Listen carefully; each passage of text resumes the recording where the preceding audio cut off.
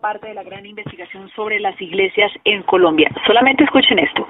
Unas 7.000 entidades religiosas o iglesias en el país poseen un patrimonio de, escuchen, 9.7 billones de pesos y mueven ingresos por 4 billones. Con toda esta plata, Juan Manuel, uno se pregunta, ¿hay estafas en las iglesias? Pues es muy probable, Luisa, que eso se pueda presentar. El extraordinario trabajo de campo que ha realizado la periodista Alexandra Serna nos ha llevado a consultar distintas fuentes. Por ejemplo, cómo controlar precisamente eso que usted dice, Luisa, cómo controlar las estafas y abusos de algunos pastores. Esto responde para RCN La Radio la asesora del Ministerio del Interior, Lorena Ríos. Sí, por lo menos nosotros consideramos necesario conocer los antecedentes penales, por ejemplo, de los ministros de culto que quieran solicitar personalidad. Consideramos que sí es claro. Queremos verlos ser vulnerantes de los derechos fundamentales. Sí, claro. Sin embargo, sí analizamos la importancia de conocer los antecedentes previos, sobre todo de los representantes legales, pero será un tema muy candente de debate, pero sabemos que no podemos entrar con procesos de discusión con los vigilantes porque tiene que ser a nivel de leyes, a nivel de Congreso. Nosotros que podemos hacer por decreto reglamentario. Otra arista del movimiento económico de algunas iglesias vistas como empresas es la que señala la Red de Víctimas de Sectas, con sede en Estados Unidos, tiene otra sede en Puerto Rico, Luisa, y que ha recibido al menos 800 denuncias de Colombia. Mirna García, directora de la red, le dijo lo siguiente a RCN La Radio. El modus operandi para financiarse es el mismo modus operandi que utilizaría un negocio que comete fraude prácticamente. Le presentan un producto sobre el cual lo ilusionan a las personas con ese producto. ¿Quién no quiere ser feliz? ¿Quién no quiere vivir tranquilo? Porque se ha hecho realidad en el líder. Entonces la persona buscando eso, luego se encuentra con que hay unas condiciones para conseguirlo. Vas a poder ser como yo, pero si sigues mis indicaciones y mis instrucciones, vete a la calle a sacar dinero para nuestra organización, o de todo lo que consiga y de todo lo que trabaje me tienes que dar el 90, el 80, lo que sea, el % que él desee. O sea, no existe una secta destructiva en donde no se haya observado el deterioro en todo el sentido laboral y en todo el sentido económico. Las personas se ven arruinadas directamente. Bueno, eso dice doña Mirna García de esta red de víctimas de sectas.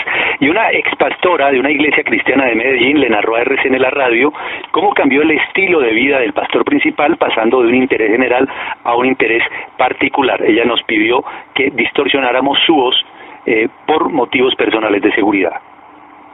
Inicialmente fue predicación, al final fue una manipulación que empezaron a ejercer sobre las personas diciendo que el que no diezmaba no amaba a Dios y se empezaron a pedir algo adicional al diezmo. El diezmo es el mandato de Dios, pero hay iglesias o sectas más bien donde empiezan a exigirle a las personas una cantidad específica. Por ejemplo, hacían cultos donde todos debían llevar 1 millón de pesos y el que no lo llevara entonces no amaba a Dios.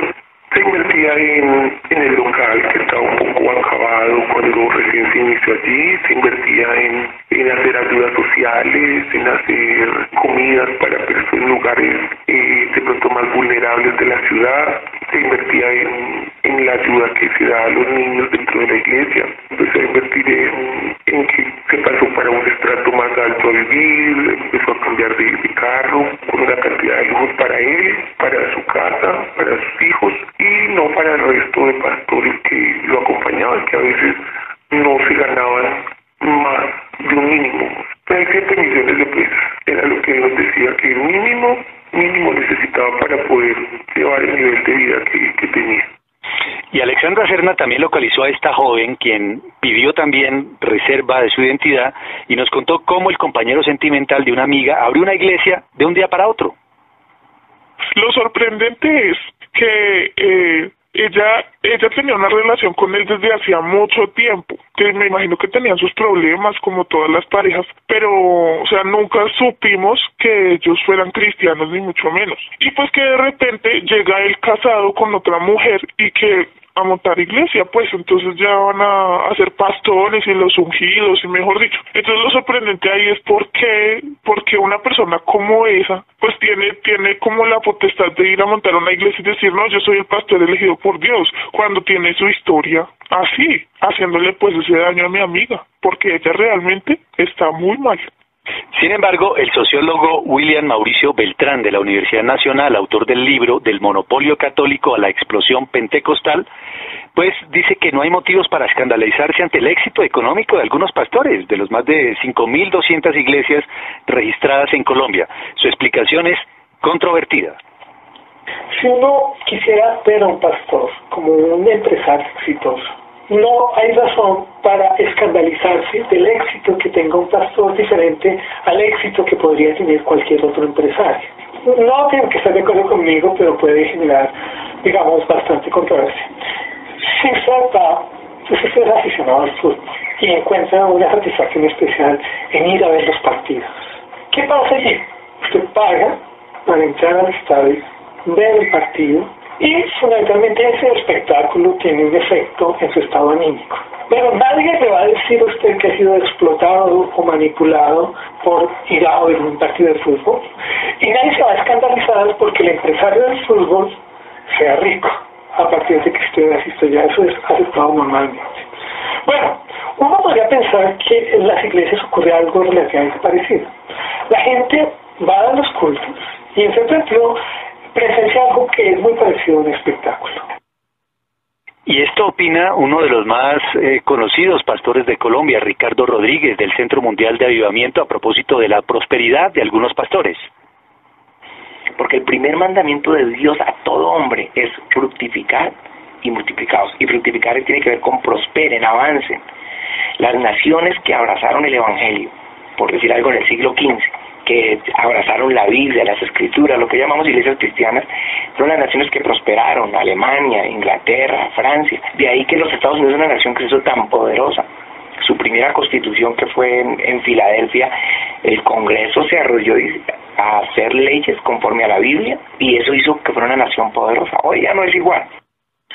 1:42 p.m, y les contamos que en síntesis las casi 5.200 iglesias que están registradas formalmente en Colombia mueven muchísimo dinero y nunca se sabrá realmente cuánto, empezando porque no coinciden las cifras del Ministerio del Interior con el número de entidades religiosas que le reportan a la DIAN.